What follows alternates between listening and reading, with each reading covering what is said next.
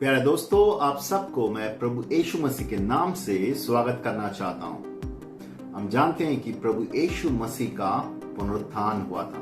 वो अकेला ऐसा व्यक्ति इतिहास में जिसको सूली पे मारा गया, उसके बाद उसको गाड़ा गया, उसके बाद उसका पुनरुत्थान हुआ था और काफी सारा लोगों ने उनको देखा था। आज मैं आपके साथ चर्चा करने वाला हूं प्रभु यीशु मसीह का जो पुनरुत्थान है वो कैसे हमें सहायता करेगा। आज का टॉपिक है मृतकों का पुनरुत्थान। उसके बारे में हम चर्चा करने वाले हैं। प्रभु यीशु मसीह का जो पुनरुत्थान है वो सिर्फ कुछ बाइबल शिक्षा या ज्ञान के अंदर सीमाबद्ध नहीं है। वो पुनरुत्थान हमें आशा देता है, वो पुनरुत्थान हमें सामर्थ्य देता है, वो पुनरुत्थान वचन का सच्चाई है, जीवन का सच्चाई है। पुनरुत्थान हमें नया आशा देता है जीवन जीने के लिए।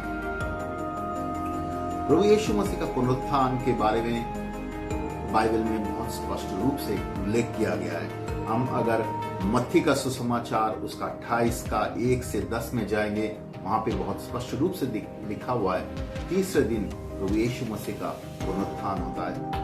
जब उसको कब्र में रखा गया था उसके तीसरा दिन, उसके बाद तीसरा दिन उसका पुनरुत्थान होता। मार्क के सुसमाचार उसका 16 का 1 से 14, लूका का सुसमाचार उसका 24 का 1 से 35, यूना रचित सुसमाचार उसका 20 का 1 से 18।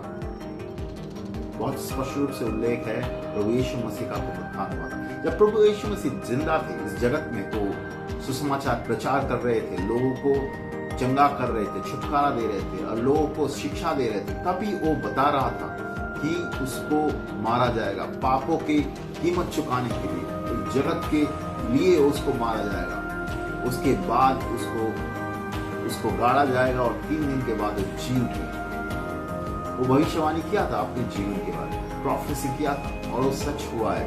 उसको मारा गया, वो उसके बाद 3 दिन के बाद वो जी उठा। और हम समझते हैं कि उसके द्वारा हम समझते हैं कि प्रभु यीशु जो भी चीज बोला था अपने बारे में वो सारी चीज सच है। जो भी चीज हमारे बारे में बताया था वो सारी चीज सच है। इस जगत में बहुत सारा बड़े बड़े लोग आए, इस जगत में बहुत ही बड़े बड़े लोग आए, बहुत सारा लोग अपने धर्म प्रचार किए, अपना अनुयायी बनाए, बहुत सारा लोग आए। वो पॉलिटिकल लोग भी है, धार्मिक लोग भी है, बहुत सारा लोग आए, ऐसे बहुत सारा मॉरलिटी का लेक्चर दिया। लेकिन एक दिन वो सारे लोग खत्म हो गए। मौत जब आया वो लोग हार गए। मौत के सामने कोई भी खड़ा नहीं हो पाया। लेकिन सिर्फ प्रभु यीशु मसीह वो सूली पे गया, हमारे जीवन, हमारा पूरा जगत के लोगों के पापों की कीमत चुकाने के लिए, हमारे अभिशापों की कीमत चुकाने के लिए, हमारे जीवन में जो हमारे जो अंदर जो पाप जो हमारे अंदर बंधन में रखा हुआ था उससे मुक्ति दिलाने के लिए वो सूली पे गया। उसके बाद उसको गाड़ा गया, उसके बाद 3 दिन के बाद जी उठा। लोगों ने उसको देखा है। बाइबल में लिखा हुआ है 500 से ज्यादा लोग उनको देखा है। बाइबल छोड़ के भी आप अगर उस समय का जो इंडिपेंडेंट आई विटनेस का डॉक्यूमेंट देखेंगे तब भी बहुत सारा हिस्टोरियन है वो प्रभु यीशु के पुनरुत्थान के बारे में उल्लेख किया है कि एक व्यक्ति था ऐसे जिसको मारा गया, उस व्यक्ति का पुनरुत्थान हुआ था। तो ये सच है, प्रभु यीशु मसीह का पुनरुत्थान हुआ था। और ये कुछ एक स्टोरी जैसा नहीं है कि एक धार्मिक स्टोरी है, ये सुनकर आनंदित हो, सिर्फ वो नहीं है। ये जो प्रभु यीशु मसीह का पुनरुत्थान है ये हमें सामर्थ्य देता है। आज के दिन हम जो जीवन जीते हैं उस जीवन में हमें सामर्थ्य देता है, ताकत देता है। शैतान के सामर्थ्य के ऊपर हमें उसका अधिकार देता है, या हमें भविष्य के जीवन को भी अच्छी तरह से जीना सिखाता है। हमारे पापों के जीवन को उसने कीमत चुकाया। हमें आज का जो जीवन है, वर्तमान का जीवन और जीवन आनंद और सामर्थ्य और ताकतों में एक जैवंत जीवन जीने के लिए वो सहायता करता है। भविष्य के लिए भी हमें एक सजीव आशा, एक जीवंत आशा लेके हम जी सकते हैं कि हम प्रभु यीशु के साथ जाएंगे। प्रभु यीशु मसीह का पुनरुत्थान हमारा मसीह विश्वास में एक बहुत ही सेंट्रल बिलीफ है। प्रभु यीशु का पुनरुत्थान को अगर हटा दिया जाएगा, पूरा जो मसीह विश्वास है वो विश्वास का कोई कीमत नहीं रहेगा। प्रभु यीशु मसीह का पुनरुत्थान हमारा विश्वास का एक बहुत ही महत्वपूर्ण अंश है। और प्रभु यीशु मसीह का जो पुनरुत्थान है वो हमारे जीवन, हमारे विश्वास को और यूनिक बनाता है और हमारे जीवन को यूनिक बनाता है, जीवन को सामर्थ्य देता है, ताकत देता है, आशा देता है और हर एक दिन सामर्थ्य देता है उसके साथ चलने के लिए। तो आइए आज समझने की कोशिश करेंगे प्रभु यीशु मसीह का पुनरुत्थान वो हमारे जीवन को कैसे सहायता करता है। पहले हम देखते हैं कि दो टाइप का मृत्यु है। मृत्यु जो जगत में आता है, हम जानते हैं सभी एक दिन शारीरिक रूप से मरेंगे। हम जो जीवन जी रहे हैं एक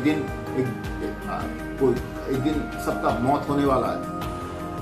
वचन में लिखा हुआ है इंग्लिश में एक्लीसियास्टिक चैप्टर 12 वर्स 7, हिंदी में उसको बोलता है सौपदेशक उसका 12 का 7 में लिखा हुआ है तेरी देह मिट्टी से उपजी है और जब मृत्यु होगा तो तेरा वो देह वापस मिट्टी ही जाएगी, किंतु ये प्राण तेरे प्राण परमेश्वर से आया है और जब तू मरेगा तेरा ये प्राण तेरा वापस परमेश्वर के पास जाएगा। तो यहां पे स्पष्ट रूप से बोल रहा है जब शारीरिक रूप से कोई व्यक्ति का मृत्यु होता है, हम जानते हैं उसको हम कब्र के लिए लेके जाते हैं। कुछ दूसरे धर्म में जो लोग हैं वो कहीं पे और किसी चीजों में लेके जाते हैं। तो हम जानते हैं इस व्यक्ति खत्म हो चुका है, इस शरीर के अंदर इस व्यक्ति नहीं है, लेकिन वो मृत्यु उस व्यक्ति का अंत नहीं है। वो जो शारीरिक रूप से मृत्यु होता है हमारा, वो उस व्यक्ति का जीवन का अंत नहीं है। यहाँ पे वचन में लिखा हुआ है जब मौत होता है ये जो शरीर है वो मिट्टी में चला जाता है, जो मिट्टी से बना हुआ है मिट्टी में चला जाता है, लेकिन जो प्राण है अंदर वो परमेश्वर के दिया हुआ प्राण जो है परमेश्वर के पास वापस जाता है। तो वो व्यक्ति खत्म नहीं होता है, वो व्यक्ति इस जगत से दूसरे जगत में जाता है, वो व्यक्ति खत्म नहीं होता है। पहला मौत परमेश्वर के पास वापस जाता है। दूसरा चीज है कि आत्मिक दूसरा मौत, ये भी बहुत महत्वपूर्ण है। बाइबल कहता है कि एक आत्मिक दूसरा मौत जो है वो हमें समझना जरूरी है, जो फाइनली हमें परमेश्वर से हमारा जीवन को अलग हो जाना है और हमें अनंत काल के लिए नरक में जाना है, वो है दूसरा मौत। वो बहुत भयानक है।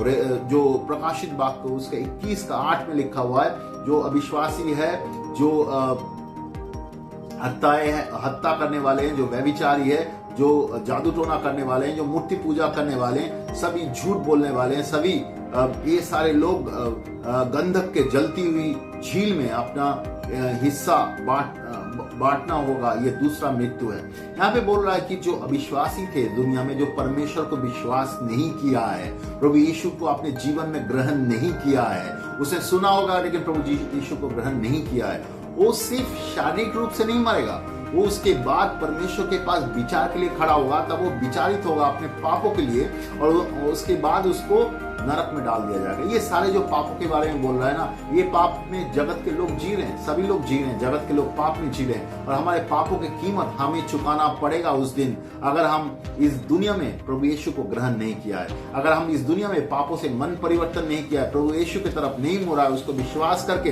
पानी बपतिस्मा नहीं लिया, उसके विश्वास करके पवित्र आत्मा ग्रहण नहीं किया, उसको विश्वास करके उसके साथ नहीं चला, तो एक दिन जब हम परमेश्वर के पास विचार के लिए खड़े होंगे उस दिन हम विचारित होंगे, क्योंकि हमें पापी करके पाएगा कि इस दुनिया में सारे व्यक्ति पापी है। रोमियो की किताब उसका 3 का 23 और 24 में पढ़ेंगे, वहां पे लिखा हुआ है सारे दुनिया के लोग पापी है। ये एक दो व्यक्ति के बारे में नहीं बोल रहा है, दुनिया के सारे लोग पापी है और प्रभु यीशु के मौत के द्वारा ही हमें उद्धार मिलता है। तो हम अगर पापों से मन परिवर्तन नहीं किया, अगर पापी की अवस्था में ही दुनिया में रहा और पापी अवस्था में ही हमारा मृत्यु हुआ, परमेश्वर के पास विचार के लिए खड़े होंगे और विचारित होंगे, हम ये दूसरा मौत के पास जाएंगे जो नरक के बारे में बोल रहा है। ये दूसरा मौत है, परमेश्वर से एकदम अलग हो जाना और नरक में चला जाना, वहां पे जलती हुई आग में जाके गिरना।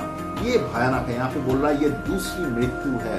ये दूसरी मृत्यु के लिए भी हमें तैयार होना है, हमें जाना है कि नहीं जाना है। हम सबको नहीं जाना है। जो प्रभु यीशु को विश्वास करता है, जो उसको विश्वास किया, पापों से मन परिवर्तन किया, प्रभु यीशु की तरफ मुड़ा, उसको इस दूसरा मौत में नहीं जाना है। पहला मौत सबको होने वाला है जो शारीरिक रूप से मौत होता है, लेकिन ये दूसरा मौत जो है, ये मौत आपको जाना है कि नहीं, आप उसको डिसाइड कर सकते हैं। प्रभु यीशु ने हमें पापों से मुक्त करने के लिए रास्ता खोल के गया। आप ग्रहण कर सकते हैं, आप उसको रिजेक्ट कर सकते हैं, आप बोल सकते हैं कि नहीं, मुझे ग्रहण नहीं करना है। संपूर्ण रूप से आपके ऊपर है, लेकिन परमेश्वर किसी को दूर नहीं कर रहा है। परमेश्वर चाहता है सबको उद्धार देने के लिए, परमेश्वर चाहता है कि वो सबको उद्धार देना चाहता है, लेकिन अगर हम हमारे अंडरस्टैंडिंग में अड़े रहें, हम प्रभु परमेश्वर को ग्रहण ना करें, पापों से मन परिवर्तन ना करें, अपने जीवन में चले, पापों के जीवन में चलते रहे, तो हमारा अंत होगा ये दूसरा मृत्यु जो उल्लेख किया गया है प्रकाशित वाक्य 21:8 में, वहां पे।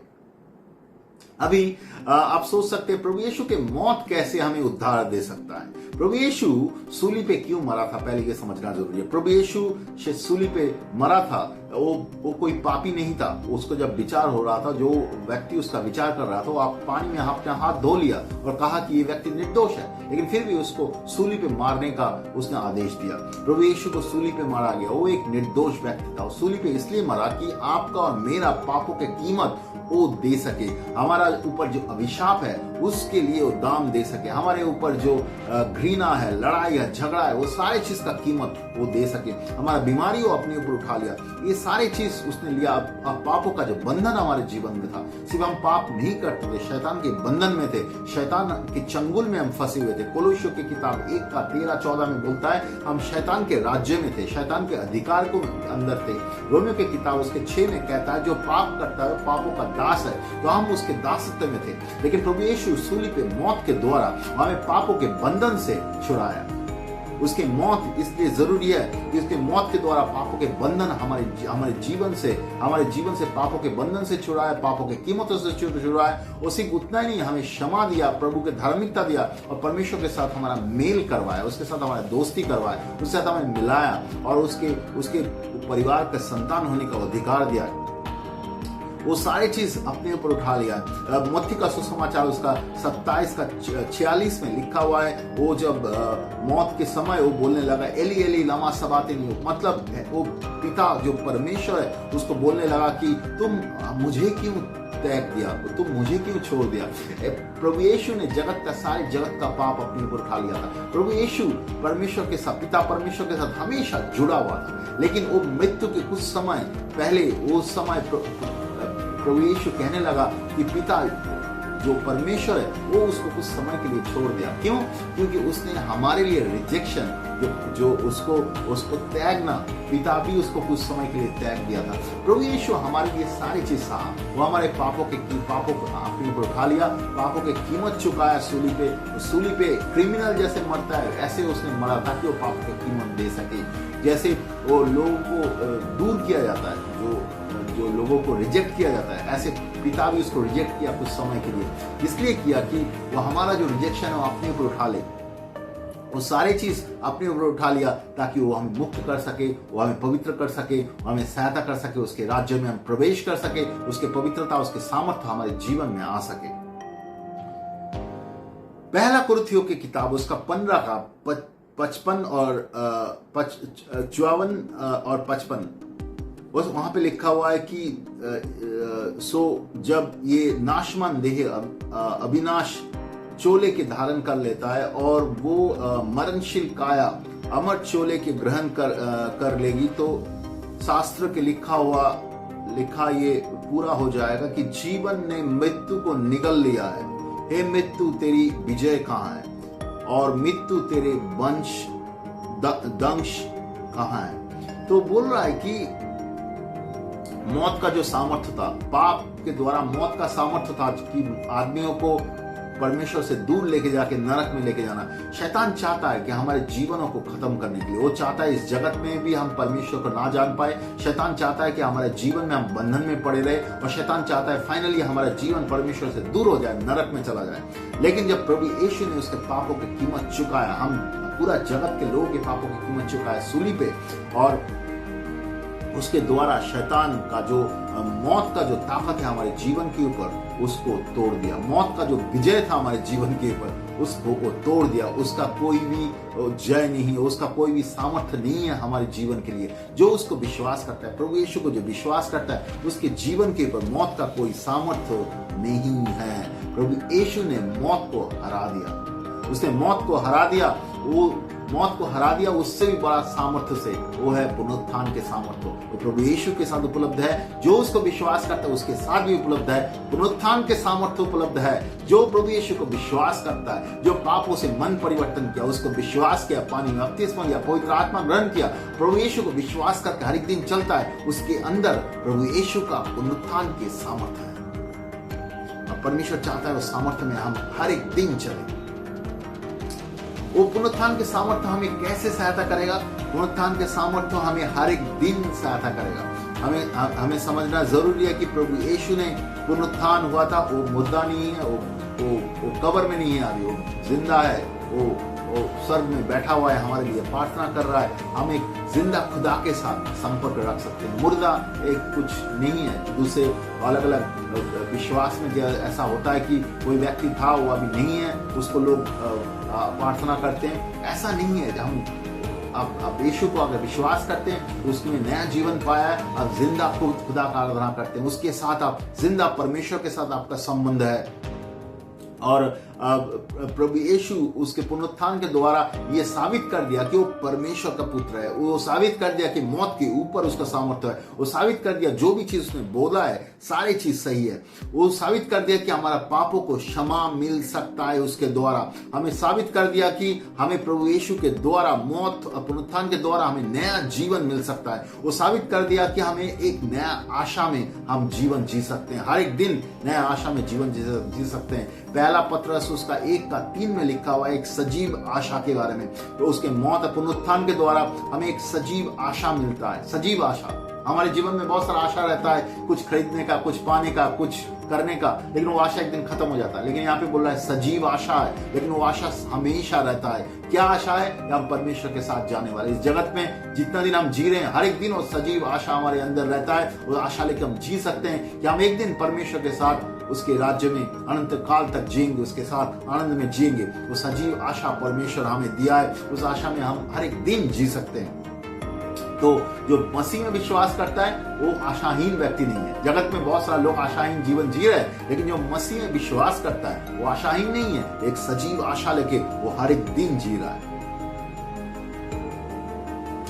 कुलुस्सियों की किताब उसका 2:13-15 में लिखा हुआ है कि उसके मौत और पुनरुत्थान के द्वारा वो हमें पापों का क्षमा, संपूर्ण रूप से पापों के क्षमा मिलता है, और पापों से मुक्त रूप से उसने हमें मुक्त किया, पापों का क्षमा दिया है। तो प्रभु यीशु को मारा गया था, उसको गाड़ा गया था, उसके बाद जी उठा। क्योंकि वो जी उठा तो इसलिए मुझे एक जयवंत जीवन मिला है। मैं जयवंत जीवन जीता हूं क्योंकि वो मृतकों में से जिलाया गया है। उसका उद्धार का उसका पुनरुत्थान के सामर्थ्य हमारे जीवन में है। उसके पुनरुत्थान के द्वारा हम पापों के बंधन से मुक्त है। उसके द्वारा हम एक परमेश्वर के सामर्थ्य में हम चलते हैं। उसके द्वारा हमें आत्मा परमेश्वर का फलवंत जीवन, जो फल लाने वाला जीवन में जीते हैं। उसके द्वारा हम चंगाई में जीते हैं। उसके द्वारा हम उसके सामर्थ्य में, उसके शांति में हर एक दिन जी सकते हैं।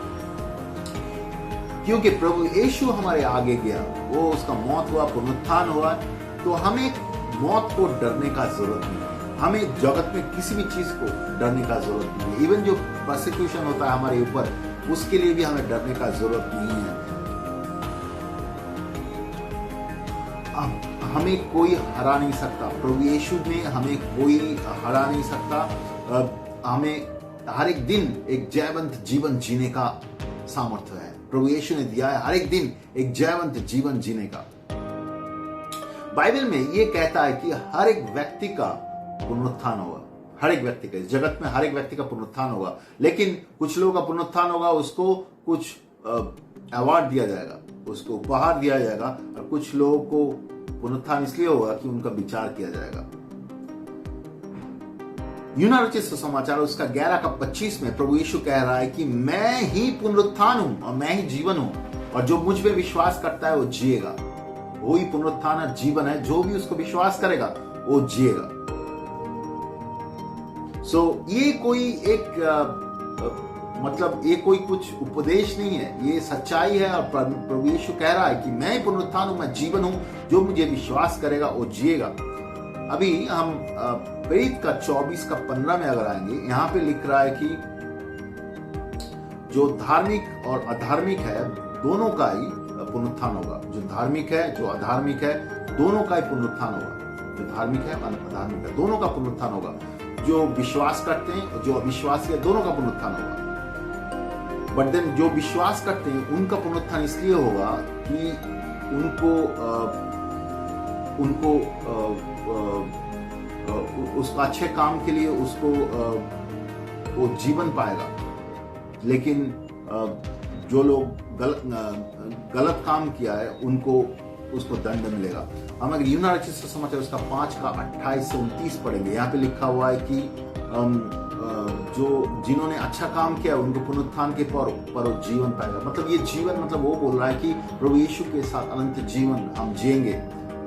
लेकिन जो अविश्वासी थे उसका पुनरुत्थान के बाद उसको दंड दिया जाएगा। तो पुनरुत्थान तो सबका होगा इस जगत में। जो विश्वास करता है, अविश्वासी है, अभी जो हम मौत हो रहा है उसके बाद हमारा पुनरुत्थान होगा, एक दिन हम जी उठेंगे।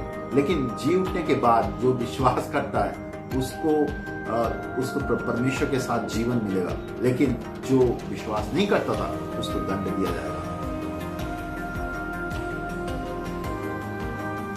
प्रकाशित वाक्य उसका 20 का 13 से 15 में भी ऐसे लिखा हुआ है।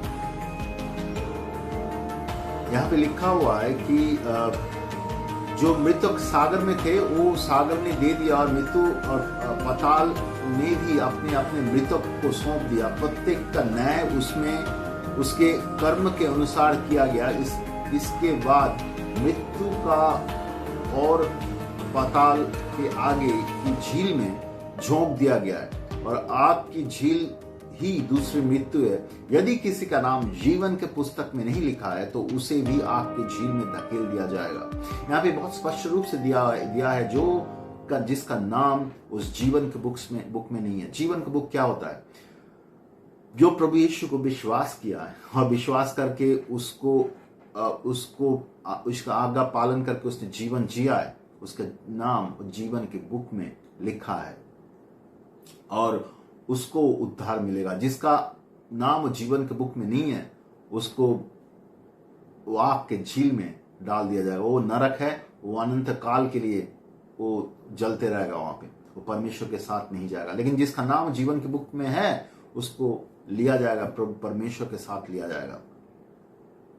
ये बहुत महत्वपूर्ण है, वचन में उल्लेख किया गया है।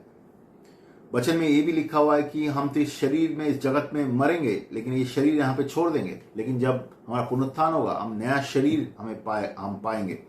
पहला कुरिन्थियों की किताब उसका 15 का 42 से 44 में जाएंगे तो वहां पे भी लिखा हुआ है कि जो जैसे हमें दफन कर बोया गया नाशमान शरीर है, लेकिन उसके पुनरुत्थान हुआ है तो अविनाश शरीर है। बोलता है जो शरीर हमें बोया गया ये नाशवान शरीर है। ये तो शरीर खराब हो जाता है, बीमारी होता है, कुछ होता है, शरीर बुढ़ा होता है, खराब हो जाता है। लेकिन ये अविनाश शरीर मिलेगा हमें, और शरीर नाश नहीं होने वाला है।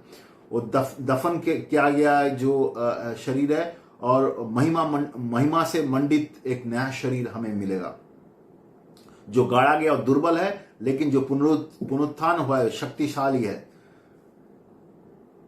और वो आध्यात्मिक शरीर मिलेगा। एक वैसा शरीर प्रभु यीशु का था जब पुनरुत्थान हुआ था। हम देखते हैं कि वो दीवार के अंदर से जा रहा है, लोगों से बात कर रहा है, कुछ देर के बाद वो दिखाई नहीं दे रहा है, तो उसका आध्यात्मिक शरीर था। ऐसे शरीर हमें भी मिलेगा जब हमें पुनरुत्थान होगा। तो वहां पे वचन में ये भी लिखा हुआ है कि तब कोई बीमारी नहीं रहेगा, कोई दुर्बलता नहीं रहेगा, कोई दुर्बलता नहीं रहेगा, कोई मौत नहीं रहेगा उस समय।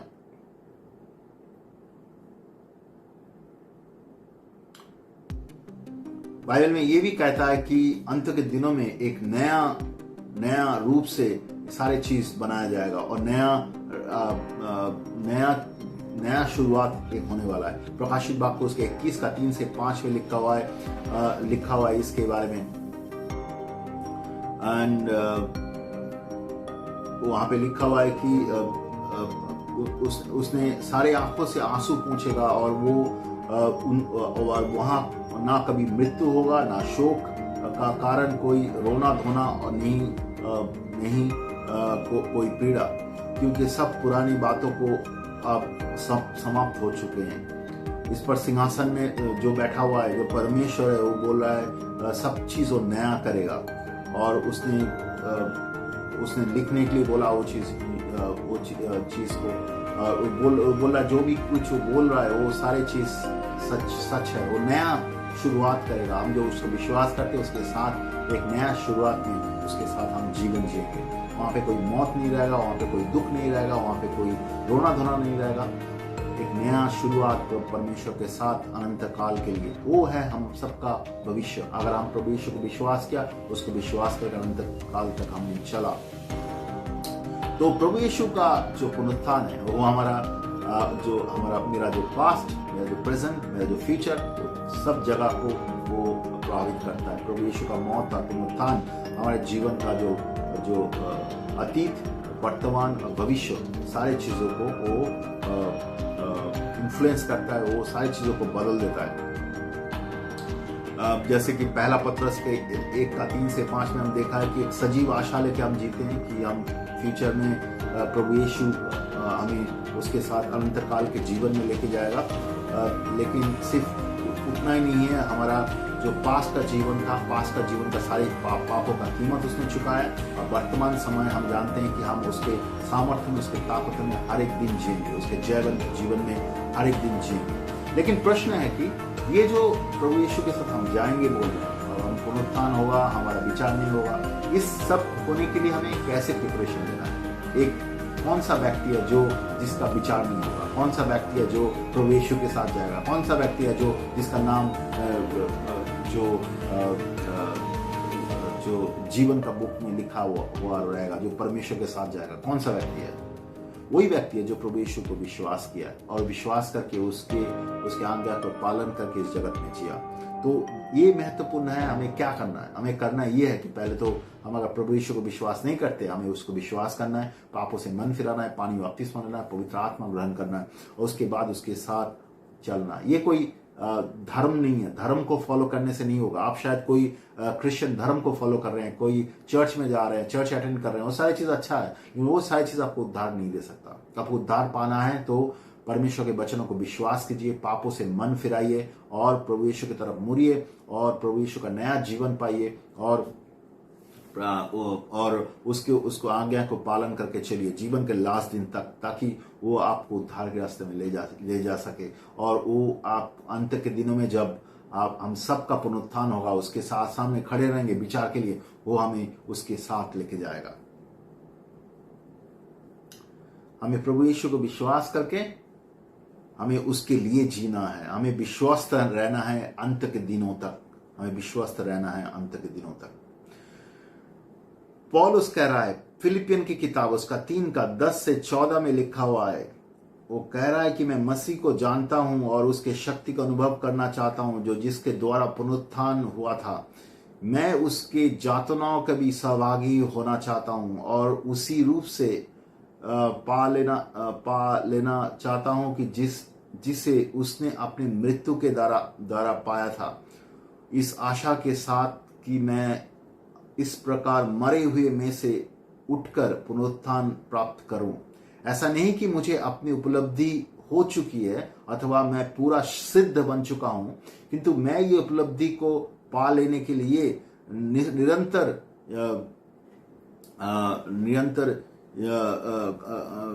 उसके साथ चलता हूं, जिसके लिए मसीह यीशु ने मुझे अपना बनाया था। तो वो बोल रहा है कि उसने साथ साथ वो बोल रहा है कि मैं ये नहीं सोचता हूं कि उसे मैं प्राप्त कर चुका हूं, पर ये बात है कि बीती के विसार कर जो मेरे सामने है उसे लक्ष्य तक पहुंचने के लिए मैं संघर्ष करना चाहता हूं। मैं उस लक्ष्य के लिए निरंतर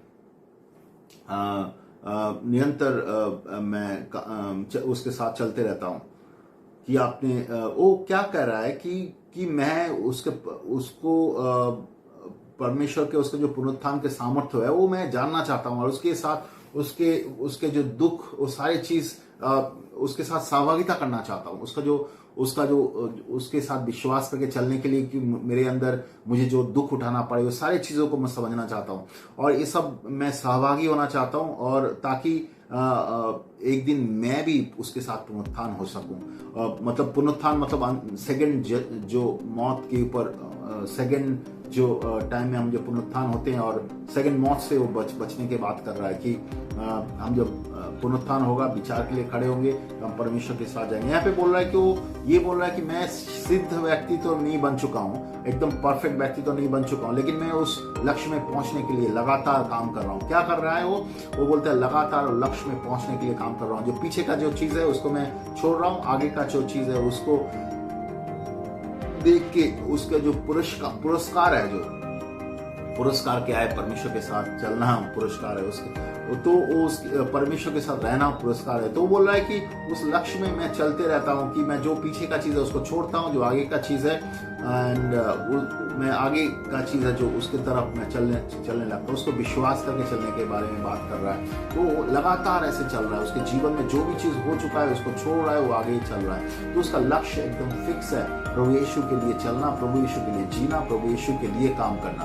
तो ऐसे चलने के लिए बात कर रहा है पौलुस कह रहा है वो हमेशा आगे चल रहा है, प्रभु यीशु के लिए आगे चल रहा है, प्रभु यीशु को विश्वास करके उसके विश्वस्त होके वो लगातार आगे चल रहा है। तो ऐसे हम सबको उसके साथ चलना है, हमें विश्वास करना है, प्रभु यीशु को पहले ग्रहण करना है, उसके बाद उसको विश्वस्त होके उसके साथ लगातार चलना है, ताकि एक दिन जब हमारा मौत होगा हम प्रभु परमेश्वर के पास जाएंगे। उसके बाद हमारा दूसरा जो हमारा पुनरुत्थान होगा उसमें हमारा विचार नहीं होगा, हम परमेश्वर के साथ जाएंगे। परमेश्वर हम सबको उद्धार देने के लिए वो हमें हमारे पापों के लिए सूली पे मारा, उसके बाद उसको गाड़ा गया, उसके बाद वो जी उठा। एंड वचन में लिखा हुआ है कि वो हमें पुनरुत्थान, हमें नया जीवन देने के लिए आया था। आप जो आपके जीवन में क्या होने वाला है, आप कभी सोचा क्या? आप अगर प्रभु यीशु को विश्वास नहीं करते हैं तो मैं आपके रूप में बोलना चाहता हूँ कि ये सबके जीवन में होने वाला है।